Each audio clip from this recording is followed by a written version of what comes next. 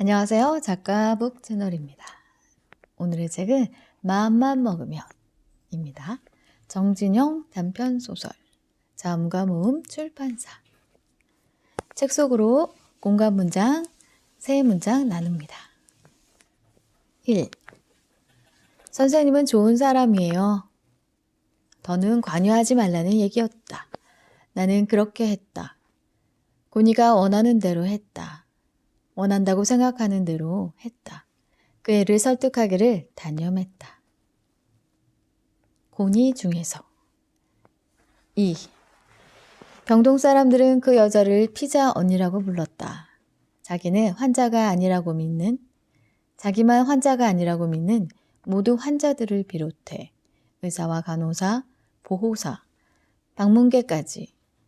나는 그녀가 유명인사라는 걸 이번 날 대번에 알았다. 피자 언니는 산책로 옆 공중전화 부스 안에 서서 종일 통화를 했다. 피자 언니는 문자 그대로 거기서 살았다. 잠도 선체로 잔다고 했다. 독방의 형벌을 자처한 수인처럼. 마음만 먹으면 중에서. 3. 아줌마보다 고모한테 더 잘 어울려요. 고자질하는 투는 아니었다. 무심한 감상에 가까웠다. 나는 그 얘기에 반응하지 않으려 노력했다. 주말 낮 남편이 수빈과 하이레를 데리고 외출했을 때 옷을 죄다 끄집어내 세탁했다.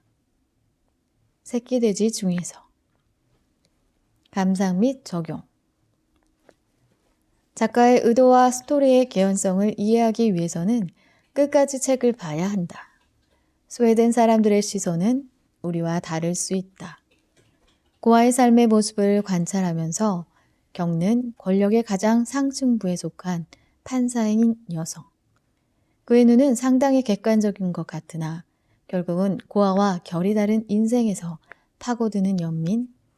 그 연민은 상대인 고아, 고니에게 들키지 않으려고 하지만 결국 들켜버린다. 선생님은 참 좋은 사람이라고 하는 이면에 날 그만 내버려 두세요 로 읽어야 하는 계층적 갈등이 녹아 흐르고 있다. 나는 그렇게 읽었다.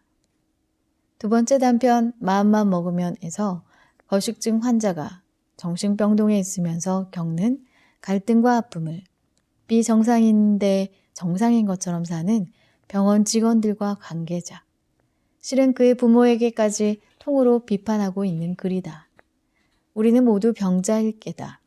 그 말이 맞다. 그러면서 또 다른 환자에게 집중하고 있다. 일명 피자 언니, 거식증 환자와 피자 언니의 묘한 배치를 통해 우리가 먹지 못하는 병은 먹어야 사는 인생의 아이러니를 보여준다.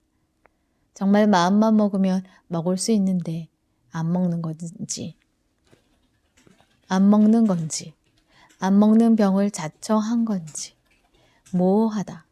그러나 그 안에서 녹아있는 새로운 힘. 적어도 이 부분은 필자의 생각. 그 힘은 우리가 모두 환자임에도 환자 안에서도 계층과 서열이 존재하는 세상이 참 그렇다. 세 번째, 단편 새끼돼지. 가족 구성원이 이방인이 슬며시 들어온다. 베트남 혼혈. 이 사회가 다인종이 되어가고 있는 증거이기도 하며 그 다인종이 친척이 되고 그를 맡아 한 가족으로 살아가면서 그의 영악함, 아마 그 영악함은 이 사회가 그에게 준 아픈 선물일 것이다. 그리고 그것을 배경으로 하는 오해와 갈등, 그리고 그 이방인을 내보내야 하는 가족 구성원의 편협한 삶의 내용이 우리 사회에 우리 가족을 고발하고 있다.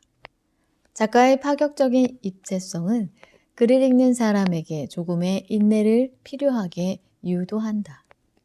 그리고 그래서 상을 받는 건가? 글 쓰는 사람만이 느끼는 냄새가 좀 낫다. 그 냄새란 책 안에 들어있는 일관된 모호성, 수상성, 그리고 멋부리는 글쟁이의 잡한 냄새. 끝.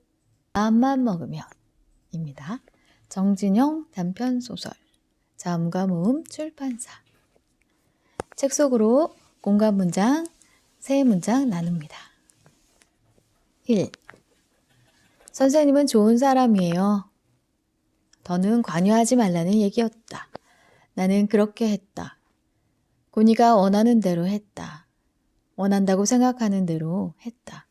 그 애를 설득하기를 단념했다. 고니 중에서 2. 병동 사람들은 그 여자를 피자 언니라고 불렀다. 자기는 환자가 아니라고 믿는, 자기만 환자가 아니라고 믿는 모두 환자들을 비롯해 의사와 간호사, 보호사, 방문객까지 나는 그녀가 유명인사라는 걸 이번 날 대번에 알았다. 피자 언니는 산책로 옆 공중전화 부스 안에 서서 종일 통화를 했다. 피자 언니는 문자 그대로 거기서 살았다. 잠도 선체로 잔다고 했다. 독방의 형벌을 자처한 수인처럼. 마음만 먹으면 중에서. 3. 아줌마보다 고모한테 더 잘 어울려요. 고자질하는 투는 아니었다. 무심한 감상에 가까웠다. 나는 그 얘기에 반응하지 않으려 노력했다.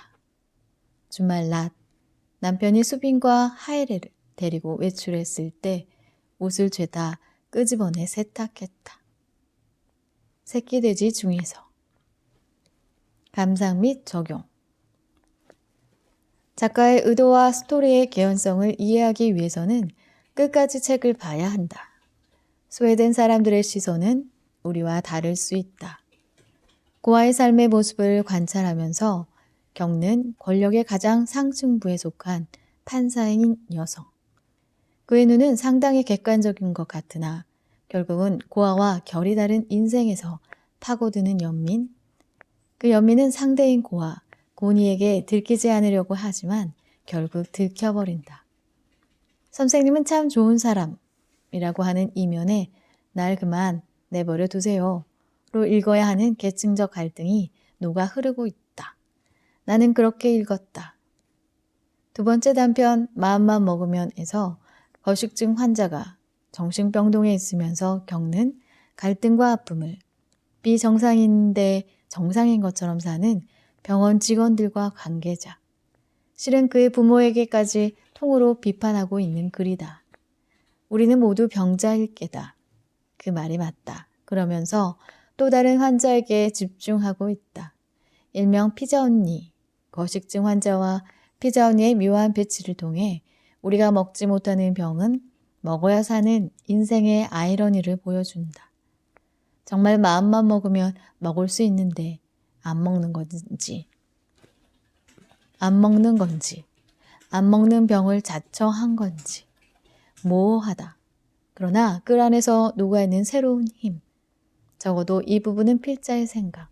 그 힘은 우리가 모두 환자임에도 환자 안에서도 계층과 서열이 존재하는 세상이 참 그렇다. 세 번째, 단편 새끼돼지. 가족 구성원이 이방인이 슬며시 들어온다. 베트남 혼혈. 이 사회가 다인종이 되어가고 있는 증거이기도 하며 그 다인종이 친척이 되고 그를 맡아 한 가족으로 살아가면서 그의 영악함, 아마 그 영악함은 이 사회가 그에게 준 아픈 선물일 것이다. 그리고 그것을 배경으로 하는 오해와 갈등, 그리고 그 이방인을 내보내야 하는 가족 구성원의 편협한 삶의 내용이 우리 사회, 우리 가족을 고발하고 있다. 작가의 파격적인 입체성은 글을 읽는 사람에게 조금의 인내를 필요하게 유도한다. 그리고 그래서 상을 받는 건가? 글 쓰는 사람만이 느끼는 냄새가 좀 낫다.